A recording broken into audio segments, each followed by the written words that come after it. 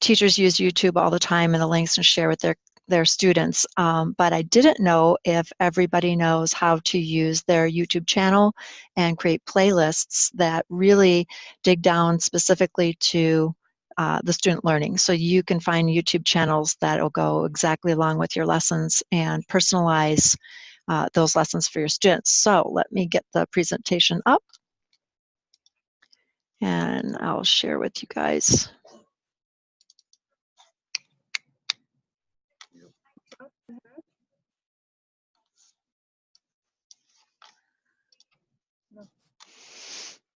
And I want,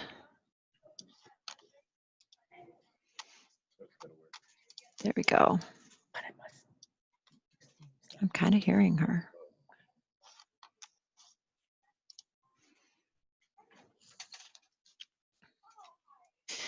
So YouTube channel and playlists, again, there's the link, but you have it in your chat. And basically YouTube is everywhere. You and your students can use it on your computers, on their devices, on their tablets, pretty much everywhere. So in their Chromebooks. So that's why it's really a helpful tool for us to use with our students. Okay, we got Mike joining us too.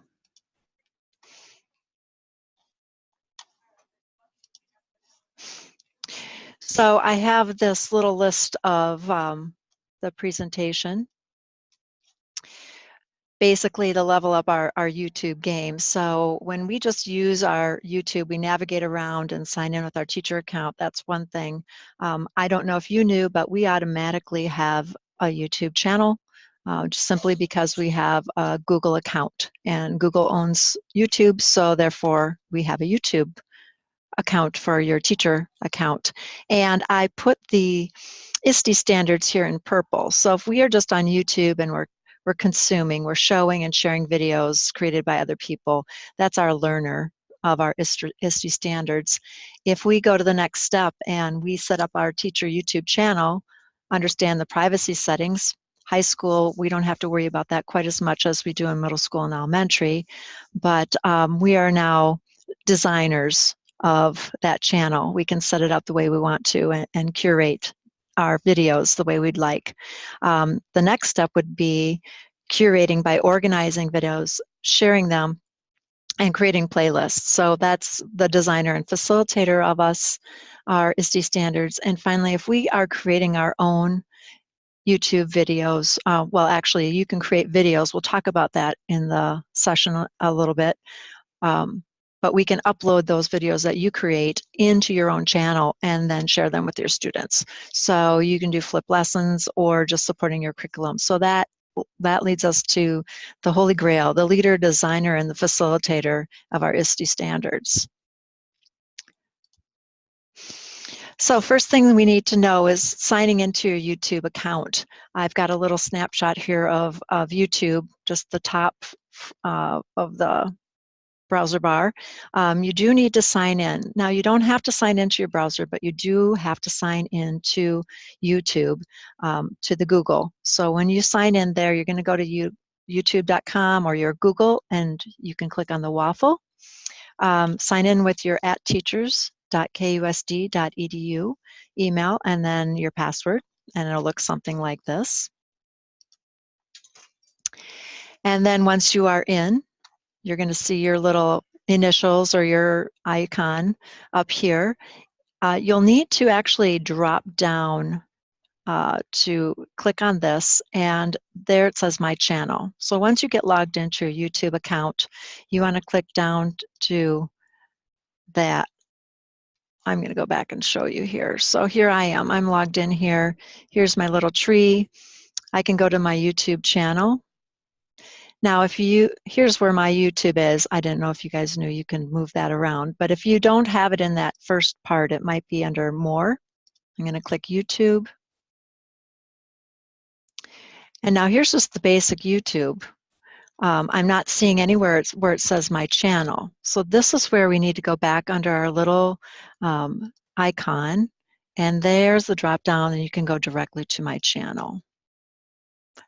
And now I'm in My Channel. So I'm going to jump back to our presentation here in just a second.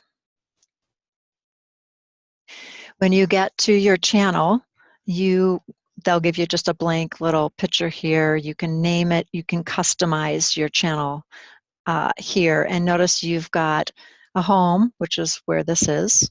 You will have a list of your videos, any playlists that you create, other channels that you have subscribed to, and about is where you can fill in all the wonderful things that you teach and share with your students. So this is your space to upload your own videos, collect recommended videos from other people, or subscribe to other channels. So you can edit your profile picture and your cover art in here. That would be your profile picture. Here would be your cover art. And then review your privacy settings, which we're going to be getting into just shortly. Is somebody talking?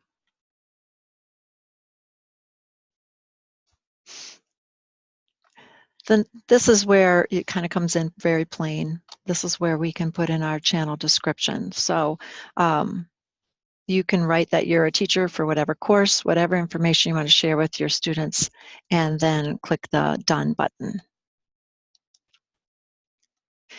Oh, I mentioned talking about your privacy settings. So here are some of your channel settings. You want to give your students probably the ability to view subscriptions and save playlists as content resources.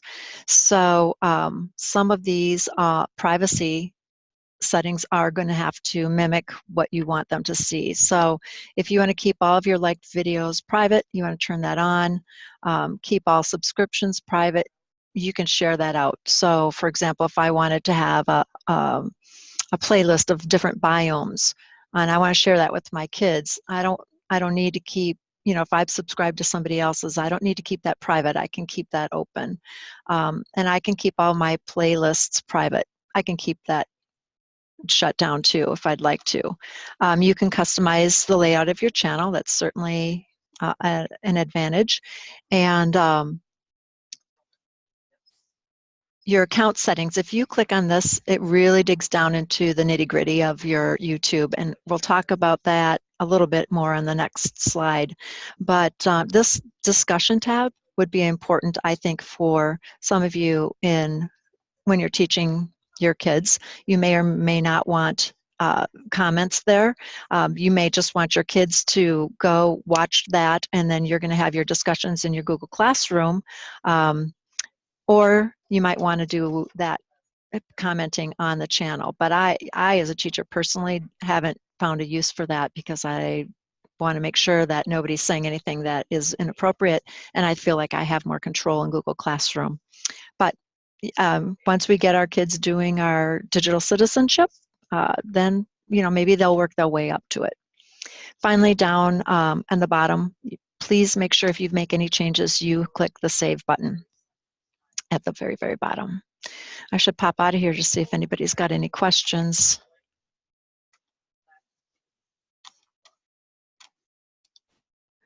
Are we good so far? Okay.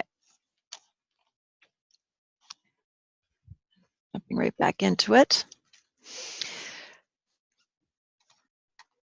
So in our YouTube menu, basically that's the very left side. We've got our home. Here my channel shows up because I actually clicked on it underneath my icon. I have things that are trending, which I really don't have control about. Subscriptions I have control over. I can choose what I subscribe to, and I'm going to skip the YouTube Red and YouTube TV because they don't pertain to what we're talking about today.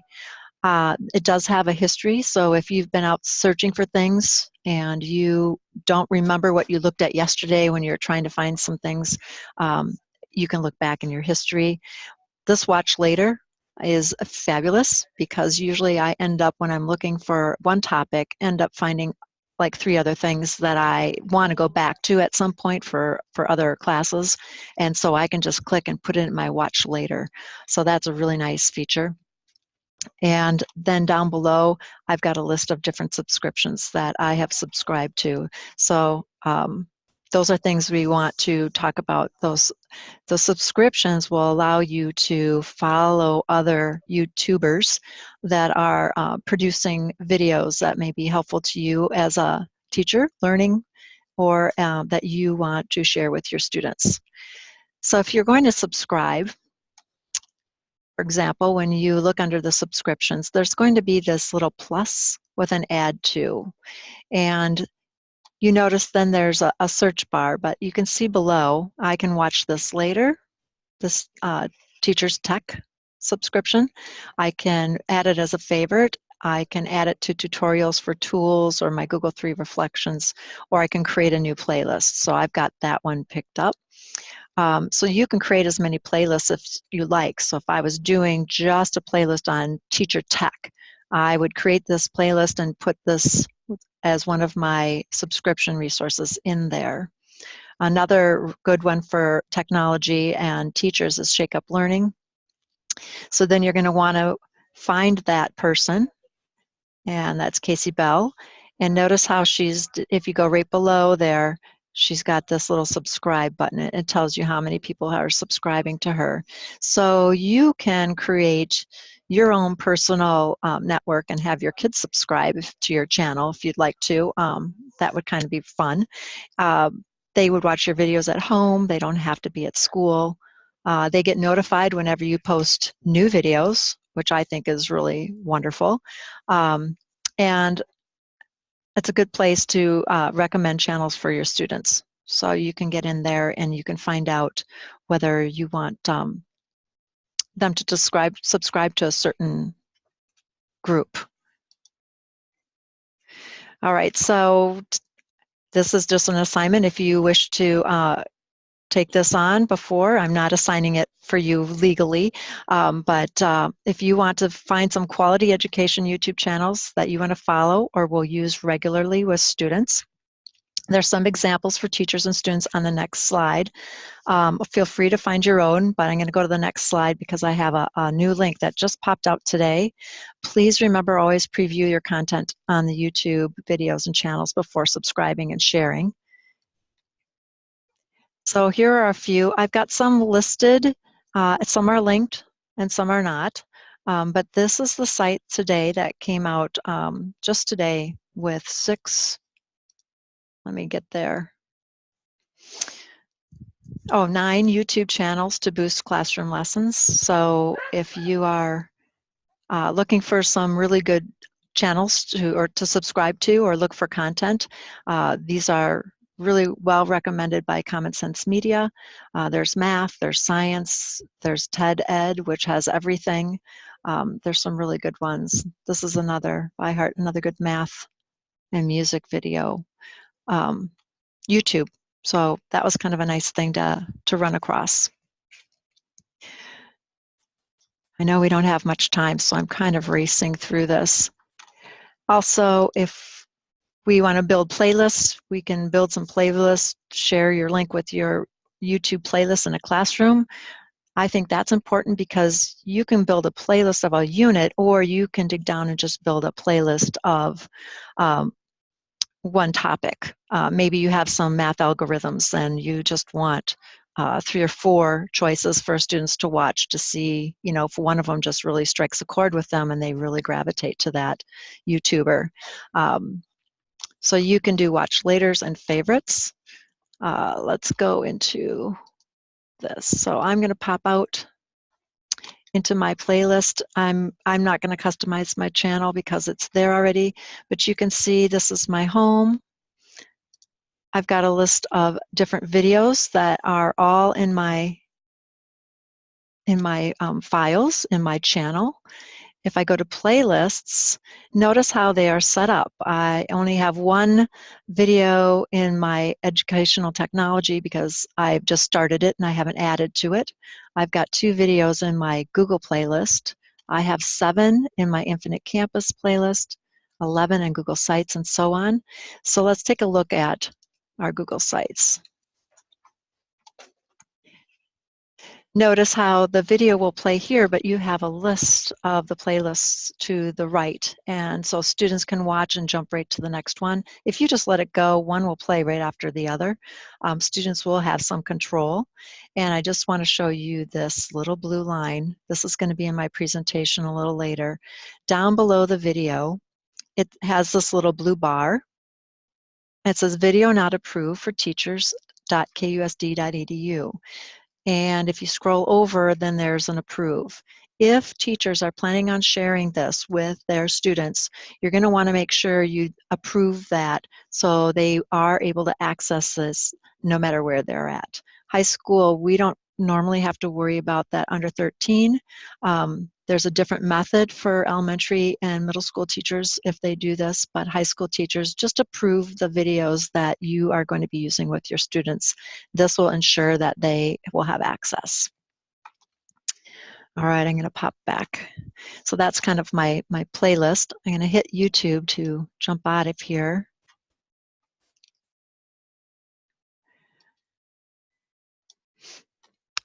You can see my, you don't see everything along this side that you do underneath this tree. So there's somewhat different things going on each side. Just wanted to make you aware of that. Okay. All right, so when you are building those playlists, you are becoming and sharing them with your students.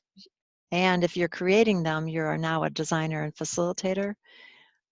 I think that's an awesome way to do it, especially if you're, you know you're going to be out, you can record something and set it up for your kids and send it to your classroom, and your sub can show it. So it's awesome. So your home page is going to look like this. We just saw this, your home button, videos, your playlists, your channels, about, and so forth. You can customize that. There's a Creator Studio, which you can manipulate your videos with. They are updating the YouTube look, but we're not all the way there yet. It's still under beta, so I haven't shared that today.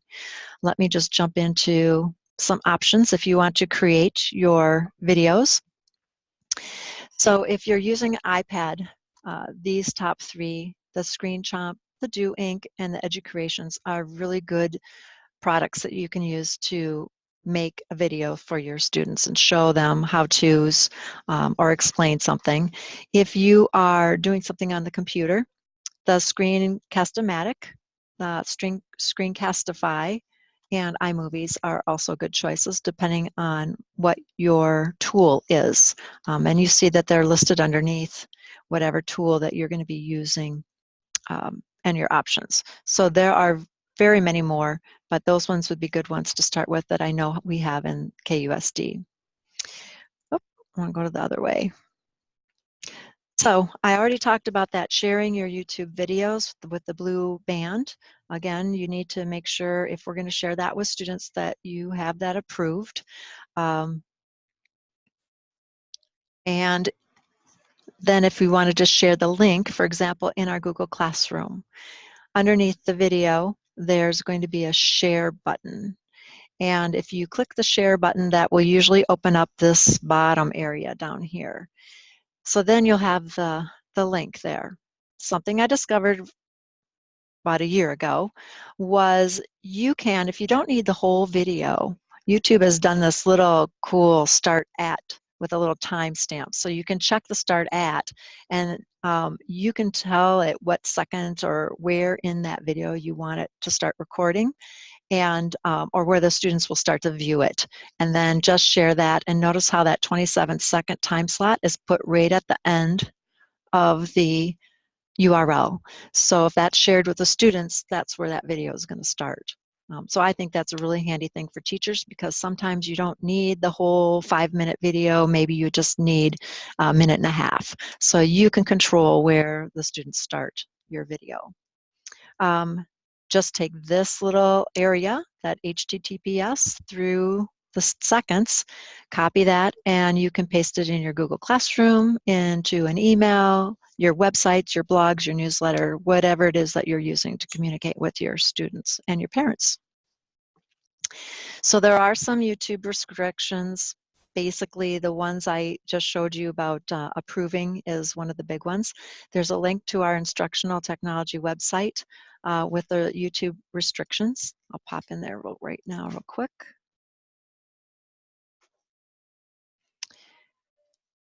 And so here is our slideshow. It's real short. If you are interested in younger students, Safe Share TV is something that we promote.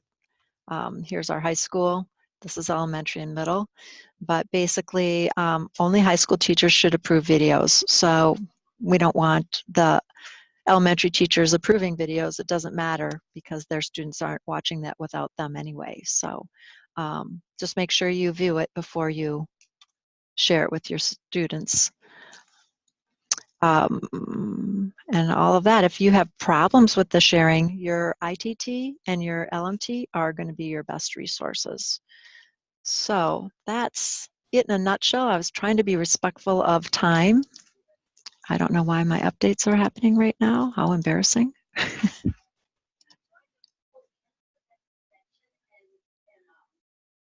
There we go. So are there any questions? Pretty easy. I'm sure you guys are probably already using your YouTube. I just wanted to make sure that you knew that there were playlists there that can be so powerful when you're pulling things together for students. I'd love for you to take that presentation and use some of the ideas. Go check out some of those subscription sites and hope that it's been helpful and that you can use it with your kids. Thanks, Jill. Oh, I hear you. He's on. Woohoo, I'm alive.